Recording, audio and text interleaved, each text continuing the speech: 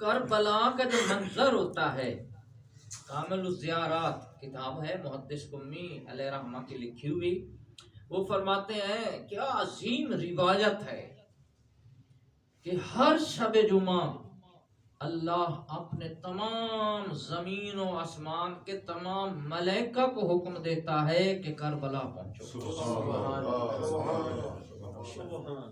اے خوش قسمت قوم، میرا سلام ہو آپ کی عظمت و عزت کو، کہ آپ کتنی قسمت والے ہیں جن کو مولا حسین نصیب ہوا، جن کو یہ پاک گھر نصیب ہوا، جن کو جناب زہرا کی مجلس نصیب ہو گئی ہے۔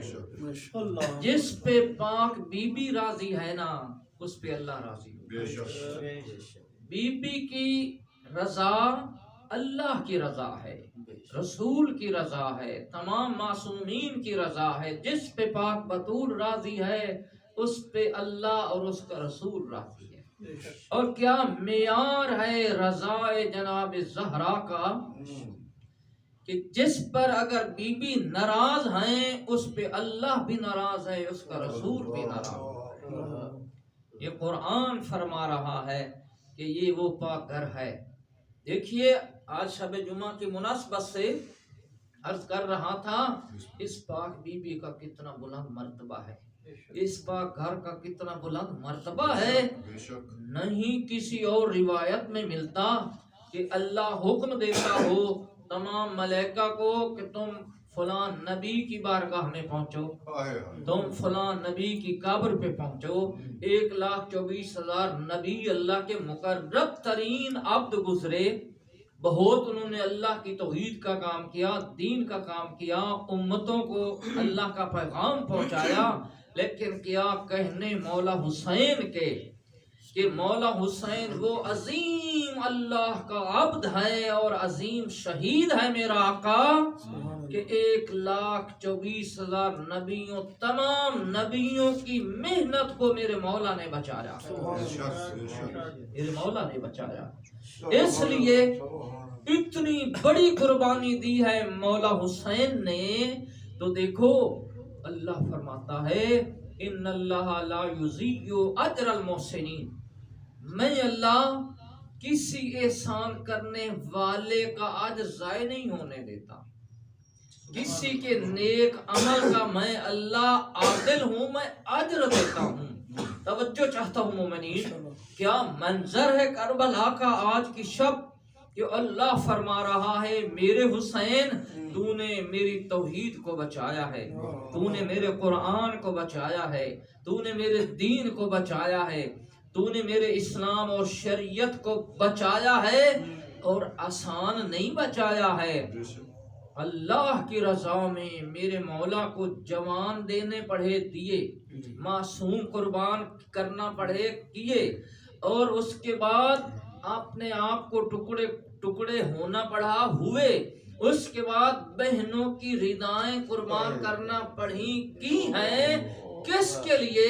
اس ذات وحدہ لا شریک کی رضا، اس کی توحید کے لیے، اس کے قرآن کے لیے، اس کی شریعت کے لیے میرے مولا حسین نے کوئی کسر نہیں رکھی ہے۔ تو پھر عادل بادشاہ کی عدالت بھی دیکھیں، آج شب جمعہ ہے، اللہ تمام ملائکہ کو حکم فرما رہا ہے جہاں جہاں بھی ہو، 7 آسمانوں کے ملائکہ، زمین و آسمان کے تمام ملائکہ کو حکم ہوتا ہے آج کی شب کربلا پہنچو۔ سبحان اللہ، نعرہ تکبیر، اللہ اکبر، نعرہ رسالت، یا رسول اللہ، نعرہ حیدری، برائے خوشنودی اہل بیت علیہ السلام، صلوات، اللہم صلی علی محمد۔ کیوں پہنچتے ہیں تمام ملائکہ آج کی شب کربلا؟ صرف ایک شب جمعہ نہیں، ہر شب جمعہ اللہ کا حکم ہوتا ہے تمام ملائکہ کربلا پہنچتے ہیں۔ حکم ہوتا ہے خدا کا کہ کربلا پہنچو، میرے حسین پر جا کر سلام پڑھو، میرے حسین پر جا کر درود شریف پڑھو، میرے حسین کی زری پہ جا کر سلام اور گریہ کرو۔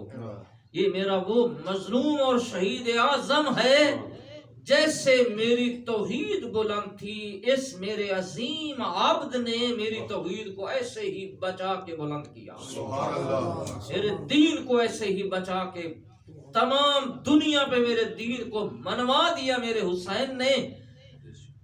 تو جاؤ سارے فرشتے میرے حسین کی زری پہ سلام پڑھو۔ صرف یہی تک روایت نہیں، کامل و زیارت میڈیا پہ آواز جا رہی ہے ماشاءاللہ میرے مسلمان بھائیوں کہ مولا حسین ہے کون؟ رسول اللہ کا نواسہ۔ مولا حسین کون ہے؟ جنت کا سردار۔ مولا حسین کون ہے؟ اللہ کے دین کا محافظ۔ مولا حسین کون ہے؟ نبی پاک کے کندھوں کا سوار۔ مولا حسین کون ہے؟ اللہ کی نماز کی حالت میں نبی کی پشت پہ سوار ہونے والا حسین۔ مولا حسین کون ہے؟ اللہ کے نبی مسجد نبوی میں خطبہ دے رہے ہیں، اور عظیم مسجد، دنیا کی مسجد نبوی، عظیم اور سب سے عظیم افضل ترین خطیب رسول اعظم وہ خطبہ دے رہے ہیں۔ اور کون سا خطبہ؟ تمام دینوں کا سردار جمعہ اور جمعہ کا خطبہ اللہ کے نبی پڑھ رہے ہیں جی، برے سارے ممبر خطبہ ہو رہا ہے، مسجد نبوی میں ہو رہا ہے، ادھر سے مسجد کے دروازے سے مولا حسین داخل ہوتے ہیں، مولا حسین داخل ہوتے ہیں۔ میرے مسلمان بھائیوں، آپ کی مرضی ہے، ہم تو نام بھر چکے مولا حسین، مولا حسین کے لیے ہمارے گھر جلا دو، بے شک جلا دو، ہمارے لاشیں اٹھائے ہیں تم نے اٹھا دو، پوری دنیا پر جو بھی بربریت حسینیوں سے ہو رہی ہے کر لو، لیکن ہم مانتے اس پاک حسین کو ہیں جو اللہ کا بھی پیارا، جو نبی کا بھی پیارا، جو قرآن کا بھی پیارا، جو دین کا بھی پیارا، جو تمام نبیوں کا پیارا، جو تمام عرفاء کا پیارا،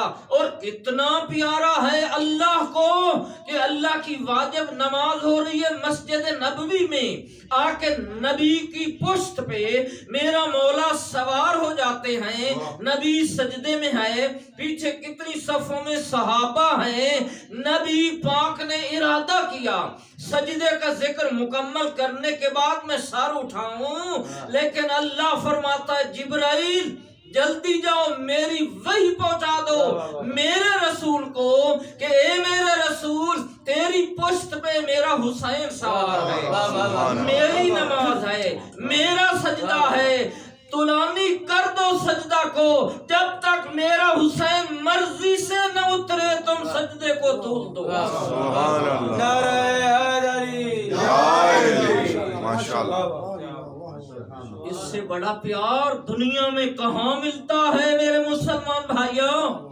بتاؤ کہ حالت نماز میں پوری تاریخ انسانیت میں دیکھ لو، حالت نماز میں کوئی واجب نماز کے دوران ایسا واقعہ نہیں ہوا کسی نبی کی امت میں۔ اللہ کو کتنا پیارا ہے حسین بادشاہ، اللہ کو کتنا پیارا ہے مولا حسین۔ مسجد نبوی میں نمازی سجدے میں منتظر ہیں کہ ہر صحابی سوچنے لگ گیا شاید وہی نازل ہو رہی ہے، نبی کا سجدہ تو لانی ہو گیا ہے۔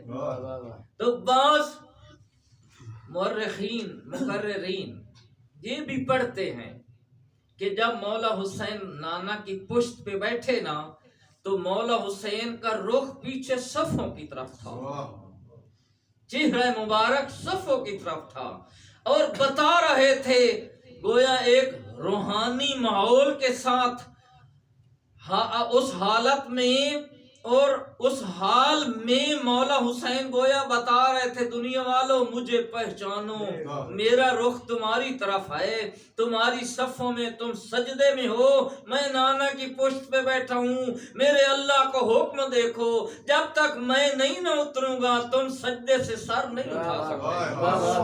کیا پیار ہے خدا کا، نعرہ حیدری، کیا پیار ہے خدا کا۔ یہ ایک موقع ہوا میرے مسلمان بھائیو، شیعہ سنی کتب میں یہ واقعہ موجود. دوسرا واقعہ، اللہ اس قاری صاحب کو اجر عظیم دے، جو میں نے ایک چیز نہیں پڑھی تھی، میں نے ایک اہل سنت عالم الدین کے خطبے میں یہ بات سنی. توجہ چاہتا ہوں کہ جب مسجد نبوی میں نبی پاک خطبہ دے رہے ہیں اور تمام صفوں میں صحابہ تشریف فرما ہیں، مولا حسین داخل ہوتے ہیں. اللہ کے رسول نے خطبہ چھوڑا. یہ نہیں ہے کہ مولا حسین منبر کے قریب آئے، نہیں، تاریخ چھان لو، تصدیق کر لو کہ اللہ کے حکم کے بغیر نبی پاک کوئی کلام و حرکت نہیں فرماتے. قرآن فرما رہا ہے، میں نہیں کہتا کہ اللہ کا قرآن فرما رہا ہے وما ینطق عن الہوی ان هو الا وحی یوحی. میرا رسول تب تک تو کلام ہی نہیں کرتا جب تک میری وحی نہ آئے. سبحان. توجہ چاہتا ہوں، توجہ میری طرف رہے. بہت قیمتی بات ہے کہ اب نبی پاک تو خطبہ دے رہے ہیں، نبی پاک مسجد نبوی میں خطبہ دے رہے ہیں. جلدی کیجئے، نبی پاک خطبہ دے رہے. کون سا خطبہ؟ خطبہ جمعہ. اور تمام رسولوں کا سردار خطبہ دینے والا ہے. جی، تمام دنیا کی افضل ترین مسجد نبوی ہے اور خطبہ جمعہ ہے. اب مولا حسین نانے کے پاس نہیں پہنچے، جو ہی داخل ہوئے تاریخ بتاتی ہے کہ رسول اللہ نے خطبہ وہیں روکا اور پہلی صف نبی پاک خود چلے. پہلی صف کو کراس کیا، پھر دوسری صف کو کراس کیا، پھر تیسری صف کو کراس کیا، وہاں سے مولا حسین کو اٹھایا. ذہن میں رہے میرے مسلمان بھائیوں، مجھے آپ بتا دیں تاریخ میں یہ واقعہ ہے یا نہیں ہے؟ مسجد نبوی میں نبی پاک نے خطبہ چھوڑا ہے یا نہیں ہے؟ یہ جمعہ تھا یا نہ تھا؟ مسجد نبوی کا مقام تھا یا نہ تھا؟ ایسے عظیم مقام پہ، ایسے عظیم خطبہ کے دوران، ایسے عظیم مقام پہ ایک تمام نبیوں کے سردار نے خطبہ چھوڑ کے مولا حسین کو اٹھایا ہے. واپس منبر پہ آئے، منبر پہ کندھوں پہ اٹھا کے فرماتے ہیں ایھا الناس فارفو ھذا حسین. اے لوگوں پہچان لو یہ میرا حسین ہے.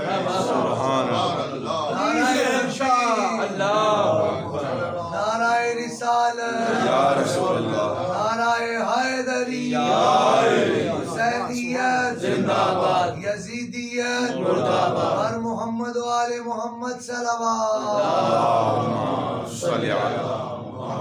یہاں پر اہل سنت عالم دین بیان کر رہے تھے کہ نبی پاک نے یہ جو خطبہ چھوڑ کر مولا حسین کو کندھوں پہ بلند کیا، مومنین یہ بہت بڑی عجیب بات ہے کہ آج کا کوئی خطیب ایسے کر سکتا ہے؟ نبی پاک سے پہلے نہ کسی نے ایسا کیا، نہ بعد میں کسی نے. اور یہ کتنا خدا کا ایک راز ہے. مسجد نبوی کے ان عرب لوگوں کے مجمع میں اللہ کا حکم ہوتا ہے، اے میرے وحی کے مالک نبی، ان تمام لوگوں کے درمیان مسجد نبوی میں دوران جمعہ اور خطبہ جمعہ میں میرے حسین کا تعارف کروا. کیوں تعارف کروایا ہے؟ کبھی نماز کی حالت میں، کبھی خطبے کی حالت میں. یہاں اہل سنت عالم الدین اللہ ان کو اجر دے، ان کی میں بات بیان کر رہا ہوں. انہوں نے کہا کہ جو ہم دو خطبوں کے درمیان رکتے ہیں، دو خطبوں کے درمیان 5 مرتبہ درود شریف ہم پڑھتے ہیں ہماری فقہ میں، تو فرمانے لگے وہ عالم دین یہ اسی مسجد نبی کے واقعہ کے بعد شروع ہوا کہ نبی پاک حسین پاک کو اٹھانے کے لیے چلے، ادھر مجمع نے 5 بار درود شریف پڑھا، ادھر مولا حسین کو واپس لائے، کندھوں پر سوار کر کے اللہ کے نبی نے تعارف کروا کے پھر ان کو نیچے چھوڑا، اس کے بعد دوسرا خطبہ شروع کیا۔ تو عالم دین بیان کر رہے تھے، دونوں خطبوں کے درمیان وقفہ مولا حسین کی وجہ سے اللہ نے کروایا۔ میرے مسلمان بھائیوں، ہمارا کسی شخصیت سے کوئی اختلاف نہیں ہے، ہر صحابی ہمارا سر کا تاج ہے، ہر نمائندہ خدا اس کی اطاعت ہم پہ واجب اور ہم کرتے ہیں اطاعت، ہم ہر صحابی کا احترام کرتے ہیں۔ خدا را ایک بات آپ بھی ہمیں بتا دیں کہ جنہوں نے رسول اللہ کا دل دکھایا ہے، جنہوں نے رسول اللہ کی بیٹی کو رلایا ہے، بھلا خود فیصلہ کر لو، ہم مظلوم قوم انہی کو روتے ہیں۔ ہمارا کسی سے کوئی ذاتی اختلاف نہیں ہے، کوئی صحابی ہے، کوئی تابعی ہے، کوئی تبع تابعی ہے، ہمارے سر کا تاج ہے۔ واللہ قسم اٹھا کے کہتا ہوں، ہمارا ہر صحابی آنکھوں کا تارا ہے، سر کا تاج ہے۔ ہمیں تو وہی پیارا لگتا ہے جس پہ پاک بطول راضی ہے۔ سبحان جزاک اللہ، سلامت رہیں۔ کہ اب ہماری گزارش ہے تمام اہل اسلام سے، ہمارا کسی سے کوئی اختلاف نہیں ہے، اسلام کے اندر ہم سارے بھائی ہیں، ہمارا اللہ ایک ہے، ہمارا قرآن ایک ہے، ہمارا رسول ایک ہے، ہمارا کعبہ ایک ہے، ہمارا دین ایک ہے، تو ہمارا کیا اختلاف ہے کسی سے؟ ہم سب کا احترام کرتے ہیں، لیکن یقیناً آپ کو بھی دل بھی آواز دے گا، فکر بھی ضرور دعوت دے گی کہ جس پہ اللہ کا رسول راضی ہے اس پہ اللہ ہی راضی ہے، اور جس پہ اللہ کا رسول ناراض ہے اس پہ اللہ بھی ناراض ہے۔ ہمارا یہی معیار ہے، چونکہ اللہ خود فرماتا ہے کہ من یطع الرسول فقد اطاع اللہ، جو میرے رسول کی اطاعت کرتا ہے ایسے سمجھے وہ میری اطاعت کرتا ہے۔ گویا رسول کی خوشی کے ساتھ اللہ خوش ہے، رسول کی ناراضگی کے ساتھ اللہ ناراض ہے۔ اور میرے پاک نبی نے فرمایا کہ الفاطمۃ فاطمۃ بضعۃ منی، فاطمہ میرے دل کا ٹکڑا ہے، من سالمہا سالمنی، جس پر یہ راضی اور خوش ہے نا اس پہ میں خوش ہوں، من غضبہا غضبنی، جس نے اس سے ناراض کیا اس نے مجھے ناراض کیا۔ ہمارا یہی معیار ہے اطاعت خدا، اطاعت رسول اور احترام نمائندگان خدا، وہ نمائندہ خاص صحابی کی شکل میں ہو، نبی کی شکل میں ہو، امام کی شکل میں ہو، ہمارے لیے محترم ہے، اسی معیار کے ساتھ جس پہ اللہ اور رسول و بطول راضی ہے، ہم اس کے نوکر، ہم اس کے نوکر ہیں۔ لیکن آؤ تاریخ دیکھو، تفاسیر دیکھو، تفاسیر و تاریخ دعوت دے رہی ہیں اور رو رو کر تاریخ بیان کرتی ہے کہ جس دروازے پہ اللہ کے نبی آ کر آیا تطہیر پڑھتے تھے، اور ایک مرتبہ نہیں، رات میں نے بیان کیا تھا، ایک روایت کے مطابق 40 روز تک نبی پاک ہر نماز کے بعد آ کر آیت تطہیر تلاوت کرتے ہیں، اور یہ بھی مصلحت خدا تھی۔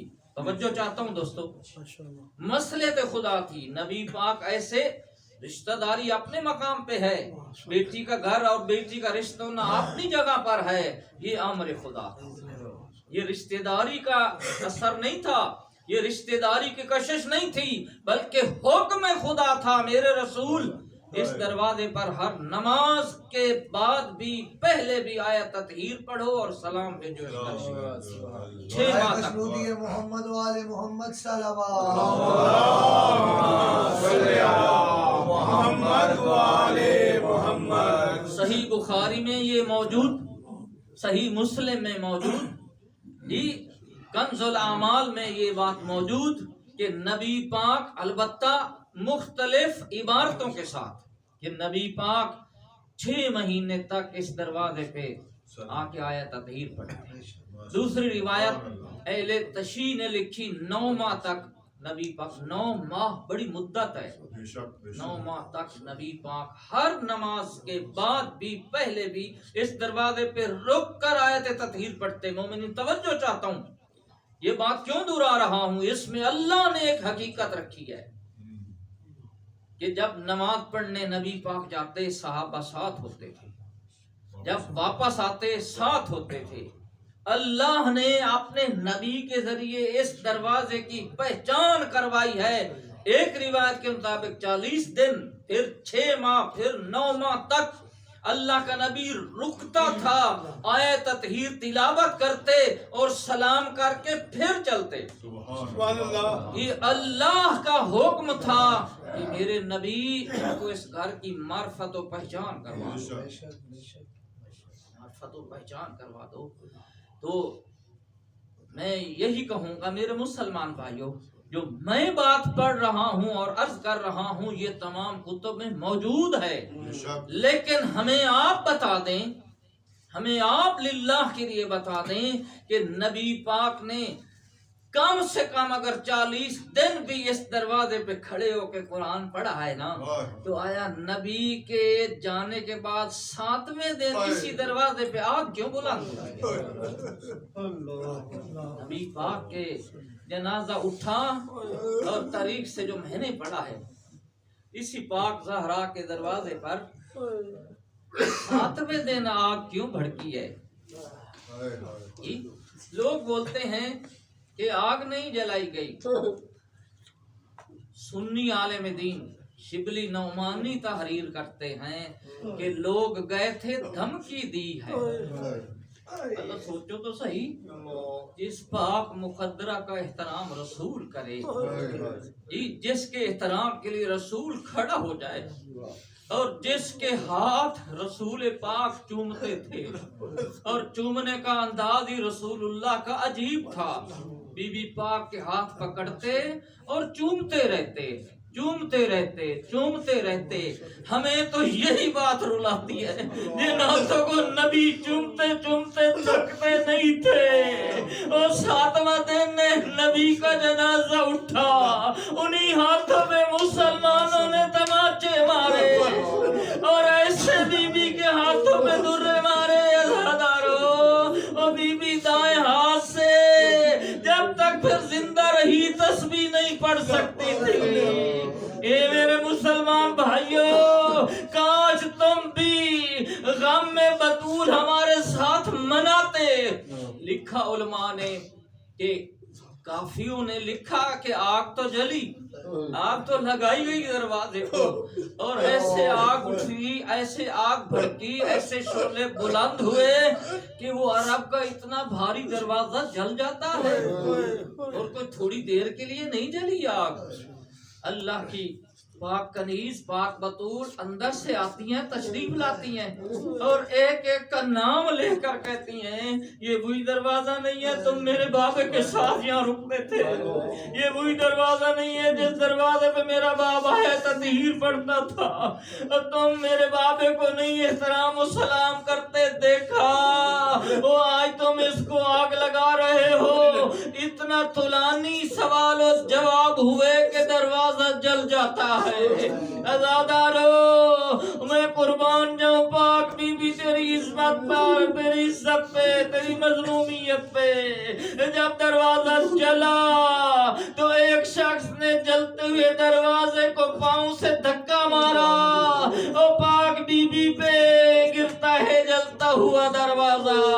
تو وہی بی بی جس کے احترام کے لیے رسول اللہ کھڑے ہوتے، اجلس فی مجلس ہی، اپنی کرسی پہ خود بٹھاتے، آگے خود کھڑے ہوتے، اور آج وہی بطول ہے، ایک طرف سے جلتا ہوا دروازہ گرتا ہے، اور دوسری طرف سے پتھروں کی دیوار، اور درمیان میں آ گئی رسول اللہ کے دل کا ٹکڑا بطول، وہاں ایسے تڑپی ہے، ادھر آگ کی گرمائش ہے، ادھر لوہے کی سلاخیں ہیں جو گرم ہو کر بی بی کے جسم میں داخل ہو گئی، اور اسی مقام پہ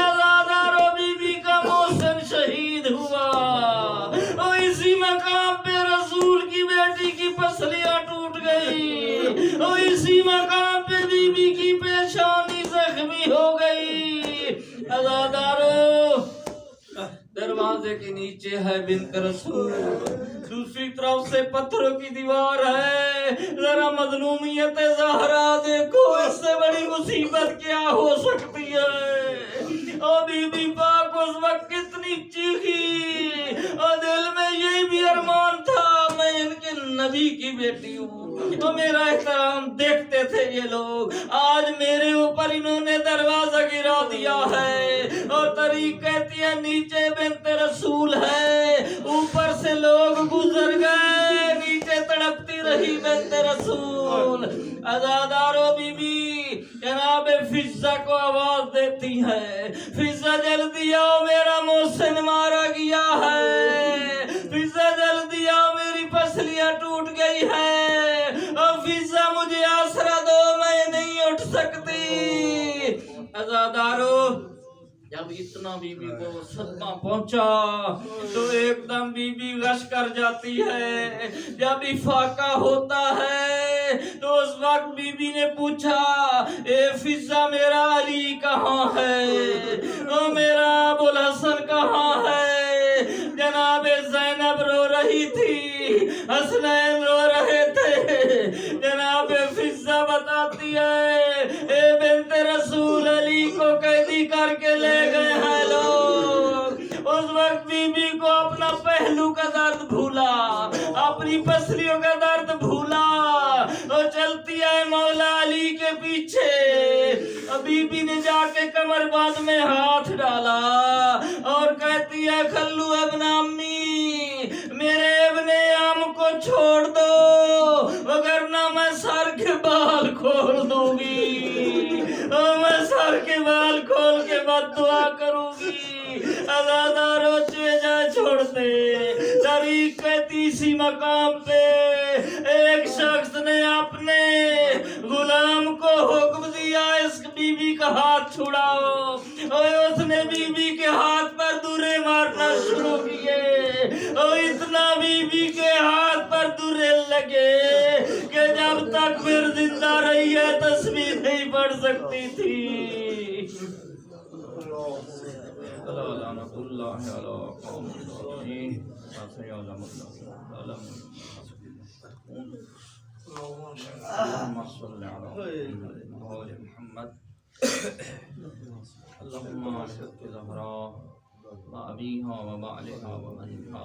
मेरा मालिक मेरा खालिक, अपनी पाक बतूल की इज्जत के सदके हमारी ये मुख्तसर सी मजलिस कबूल फरमाए। पाक बीबी का सदका, अहले बैत का सदका मेरा अल्लाह साहिबे खाना साहिब बानी मजलिस की तौफीकात में इजाफा फरमा, तमाम हाज़रीन की तौफीकात में इजाफा फरमा। या अल्लाह इन मोमिनीन को अजर अज़ीम अता फरमा। पाक बीबी और अहल बैत और करबला वालों की सीरत पे हमें अमल की तौफीक दे। पाक बीबी के सदके हमारी शरई हाजात पूरी फरमा। पाक बीबी के सदका मेरा अल्लाह नेक इरादों में तो बेहतर जानता है, जो भी नेक नियत और इरादा लेके हैं सबकी तमाम मुरादें पूरी फरमा। खुसूसन जो मरीज है मेरा अल्लाह सबको शिफा अता कर। शाह साहब की बच्चियों को सियत कामला अता कर। हाजी इमदाद साहब को सियत कुल्लिया, और हाज़रीन में गैर हाज़िर जो भी मरीज हैं शिफा अता कर। जो भी नेक इरादे हैं बीबी के सदके मेरा अल्लाह इस पाक बीबी के वसीले हमारी तमाम हाजतें पूरी कर। अपने सिवा किसी का मोहताज न हो। या अल्लाह बाकी जिंदगी हमें अपनी इताअत और इबादत की तौफीक अता फरमा। सिवाय गम में अहले बैत के हर गम से महफूज फरमा। हमारे पाक इमाम का ज़ुहूर जल्द फरमा, उनकी ज़ियारत नसीब फरमा, उनकी दुआ और नुसरत हम सब के शामिल हाल फरमा। मेरा अल्लाह शब जुमा है, इस पाक मजलिस के जिक्र का सवाब, दरूद पाक का सवाब, अहले बैत अतहार के गम में जो सोग हुआ है इसका सवाब, शुहदाए करबला के सदके हम सब के मरहूमीन को इसका सवाब, खुसूसन साहिब खाना शाह साहब के मरहूमीन को इसका सवाब, उनकी वालदा, उनके वालिद, उनकी ज़ौजा और जो ख़ानदान के लोग चले गए सब की रूह को इसका सवाब। रब्बना तक़ब्बल मिन्ना इन्नका अंतस समीउल अलीम बिरहमतिका या अरहमर राहिमीन। अल्लाहुम्मा सल्लि अला मुहम्मद।